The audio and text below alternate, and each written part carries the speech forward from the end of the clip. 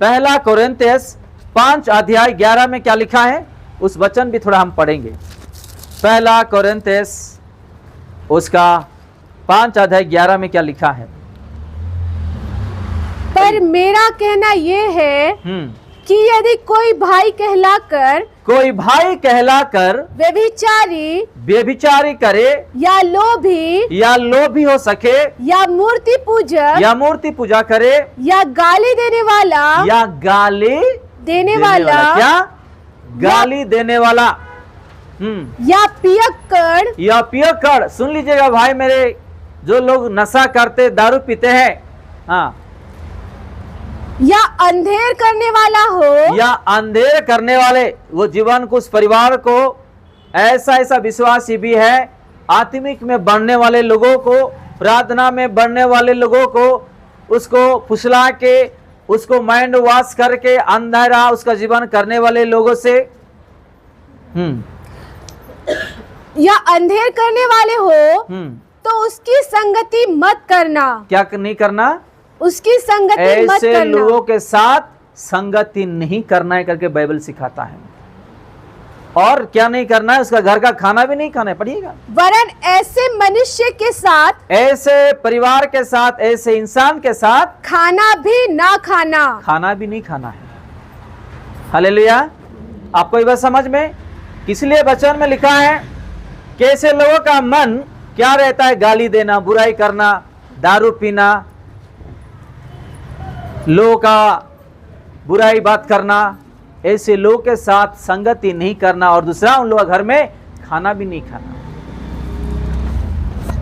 तो आप लोगों का मन अगर ठीक करना चाहते हैं, प्रभु जैसा मन बनाना चाहते हैं, इस वचनों के अनुसार चलिएगा, ताकि प्रभु आप लोगों का मन को प्रभु का मन से बदल देगा। हालेलुया। इसलिए आज जो वचन है, विशेष करके मन के बारे में हम देख रहे हैं। आज कितने लोग नौकरी को भाग रहे, ऑफिस को भाग रहे हैं, कितने लोग कंपनी को भाग रहे हैं, कितने लोग अलग अलग जगह में भाग रहे। क्यों? क्योंकि शैतान भी बहुत चालाक है, इसको डराने से वो डर के वो काम को आएगा। आज बहुत सारे लोगों को डरते हैं, लोगों को डरते हैं, और शैतान भी लोगों के द्वारा डराता है। दुनिया में एक ही काम नहीं है, दुनिया में एक ही ऑफिस नहीं है, और दुनिया में एक ही कंपनी नहीं है जो हम उसी काम में ही जिए। आप लोगों को नहीं पता, इस एरिया में 100 कंपनी है। हालेलुया। इस एरिया में 100 कंपनियां हैं, काम है। हम क्या कर रहे हैं? एक जगह में जाते हैं तो उसी जगह में टिक जाते हैं, और दबाव में आके जाना ही पड़ता। उन लोग उठो यानी कि उठना पड़ता है, बैठो यानी कि बैठना पड़ता है। और रविवार का दिन में प्रभु को जो धन्यवाद देने के लिए जाना चाहिए, उसको छोड़ के हम उन लोगों के पास जाके बैठते हैं, काम करते हैं। तो प्रभु कहां से आशीर्वाद करेंगे? अगर आप प्रभु के लिए, उसके वचनों के लिए आप खड़े हो गए, प्रभु आपके लिए खड़े हो जाएंगे, और कहीं गुना ज्यादा, उससे कहीं गुना काम आपको दिलाएंगे। लोग आपके पास ही आएंगे कि मेरे पास अच्छा काम है, आइएगा, मैं पगार बढ़ा के दूंगा करके आपके पीछे पड़ जाएंगे। हालेलुया। आज हम लोगों के पीछे भाग रहे हैं, आज हम यीशु के पीछे नहीं भाग रहे। इसलिए हमारा काम में, परिवार में, जीवन में अलग अलग चीज आज भी देखने के लिए मिलता है। कल किसी को डरा देते हैं, अगर रविवार का दिन में आप नहीं आओगे तो कल से मत आओ, हम डर के जा रहे हैं।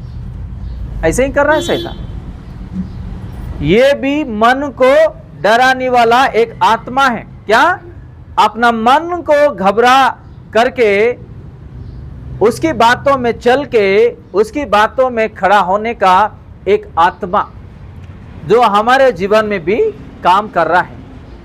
मेरे जीवन में ऐसी हुआ था। जब मैं सेवकाई में नहीं था, प्रभु में नहीं था, मैं भी दिन रात मेहनत कर रहा था। सुबह मेरा घर से जाना टाइम था, लेकिन ऑफिस से घर आना मेरा टाइम नहीं है।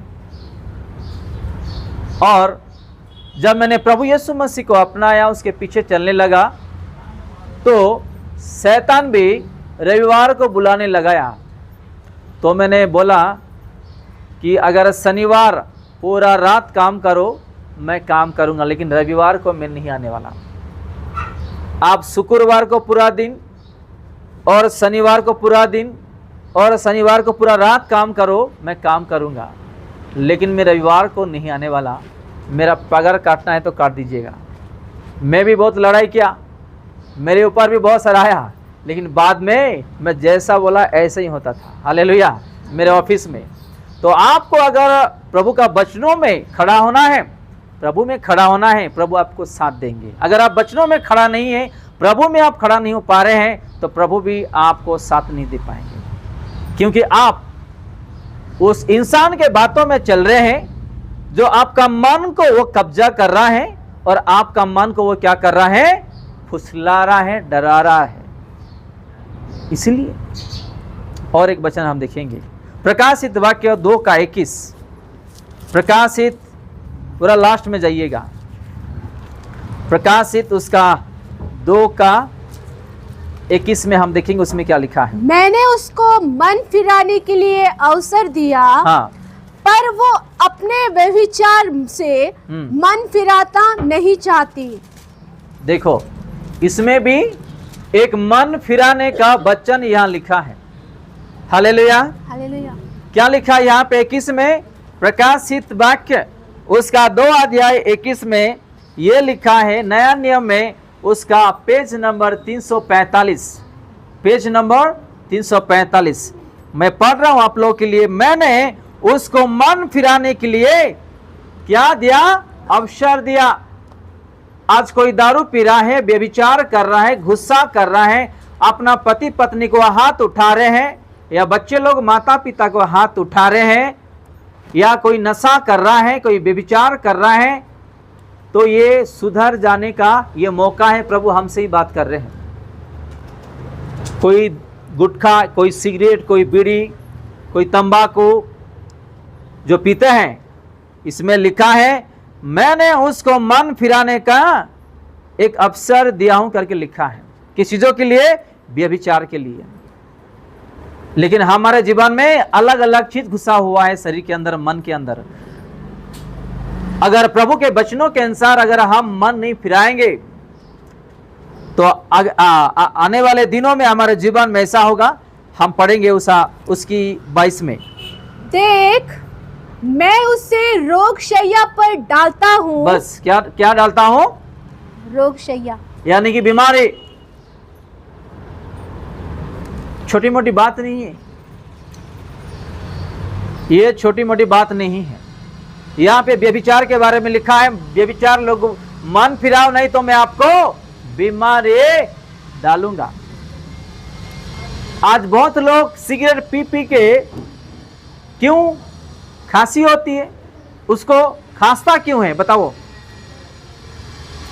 क्योंकि प्रभु ने उसको समय दिया है मन फिराने के लिए। मैं नहीं कह रहा हूं, वचन कहता है। आप लोग देखे होंगे टॉनिक में या टैबलेट में वहां पे मैन्युफैक्चर का डेट लिखा हुआ रहता है, एक्सपायरी डेट लिखा हुआ रहता है, एक्सपायरी डेट लिखा हुआ रहता है। वो जब एक्सपायर हो जाता है, आप उस टॉनिक को पियो या उस टैबलेट को खाओ, आपका शरीर में एक हानिकरण हो जाता है। सब लोग वचन को ध्यान से सुनिएगा। वैसे ही प्रभु यीशु मसीह हर एक को एक समय देते हैं, एक तारीख रखते हैं कि इस तारीख के अंदर ये विश्वास या ये बेटे या ये बेटी, ये परिवार परिवर्तन होना है। अगर परिवर्तन नहीं होंगे उसके वचनों के अनुसार, मैं पढ़ के सुनाता हूं 21 और 22 में क्या लिखा है।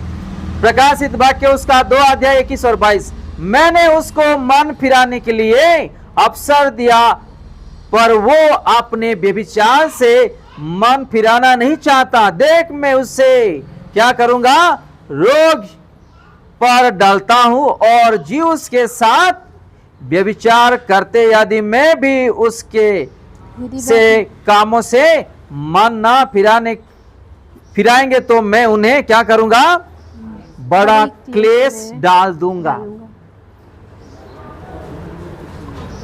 दारू छोड़ दो, व्यभिचार छोड़ दो, मन फिराओ, गली गलौज मत करो, किसी का बुराई मत करो। आज वही कर रहे, इसीलिए हमारे जीवन में, अपना परिवार में, शरीर में बीमारी लगातार बढ़ रहा है। हम इस चीज़ों को ध्यान नहीं दे रहे हैं, इस चीज़ों को ध्यान नहीं दे रहे हैं, और संसार में ऐसे ऐसे चीज़ों में भरे हुए हैं, हम अपना सोच विचार भी उसी जगह में भरा हुआ है। जो लोग वचन को पालन करते हैं और जीते हैं, चलते हैं, उसका जीवन में, परिवार में 100% प्रभु आशीर्वाद करेंगे। हालेलुया, 100% आशीर्वाद करेंगे। जो लोग वचनों में नहीं जीते चलते हैं, उसका जीवन में देख लो छाक के, कुछ ना कुछ कमी ही रहेगा, कुछ ना कुछ कमी ही रहेगा। ये वचन में ये लिखा है, ये नहीं करना है, ये नहीं करना है, बस ये नहीं बोलना है, यानी कि ये नहीं बोलना है। नीति वचन में 13 में क्या लिखा है? नीति वचन 13 में क्या लिखा है, उसमें देखेंगे, हम पढ़ेंगे। जो वचन को तुच्छ जानता, जो वचन को तुच्छ जानता है, वह नष्ट हो जाता है, वो नष्ट हो जाएंगे। परंतु आज्ञा के डरवैये को, जो लोग प्रभु का वचन सुनते हैं और उस आज्ञा को डरते हैं, पालन करते हैं, अच्छा फल मिलता है, उसका जीवन में अच्छा फल मिलता है। हालेलुया। जो लोग इस वचन को जानते हैं, पढ़ते हैं, सुनते हैं और वचन के अनुसार नहीं जीते हैं, ऐसे लोगों का जीवन में नष्ट होता करके वचन कहता है। और जो लोग वचन को सुनते हैं, पालन करते हैं, उन लोग फल फलेंगे करके हम वचन में देखते हैं। आज 100 में से 70% जो है लोग आज क्यों फल नहीं फलते हैं? एग्जाम्पल, स्कूल कॉलेज में भी स्टूडेंट लोग जो है, अच्छा मार्क लाने वाले लोग 30 और 40 लोग दिखाई देते हैं, बाकी सब लोग जो है कम मार्क में पास होते। क्यों? क्योंकि पढ़ाई में लोग ध्यान नहीं देते हैं। वैसे ही जो मसीह समाज में जो विश्वासी लोग हैं, परिवार है, आज क्यों ज्यादा फल नहीं फल रहे? इसलिए क्योंकि वचनों के अनुसार उन लोग जीते नहीं, आगे बढ़ते नहीं। हालेलुया। इसलिए इस 21 में लिखा है और 22 में पढ़िएगा, उसी प्रकाशित वाक्य 21 और 22। मैंने उसको मन फिराने के लिए अवसर दिया, पर वह अपने व्यभिचार से मन फिराना नहीं चाहता है। देख मैं उसे रोग शैया पर डालता हूँ, और जो उसके साथ व्यभिचार करते हैं, जो उसके साथ भी व्यभिचार करता है। देखो, सुन लो जो ये बात, अभी कोई दारू पी रहा है, यहाँ पे जो उसके साथ भी व्यभिचार करता है, अगर कोई उसके साथ दारू भी पीता है, गाली भी करता है, सिगरेट भी पीता है, क्या होने वाला है? पढ़ेंगे हम। यदि वह भी उसके से कामों से मन ना फिराएंगे, वो भी उसके कामों से मन नहीं फिराएंगे, तो मैं उन्हें बड़े क्लेश में डालूंगा। क्या? बड़ा क्लेश में डालूंगा। आज क्यों हमारे जीवन में अभी भी क्लेश है? क्योंकि हम मन नहीं फिराते हैं, हमारा हृदय को परिवर्तन नहीं करते, अपना मन को नहीं सजाते। वही कचरा, वही सारा चीज जो है अपना मन में भरा हुआ रहता है। अपना मन को आईना की तरह साफ रखना है, ताकि प्रभु देख के वो खुश हो सके। हालेलुया।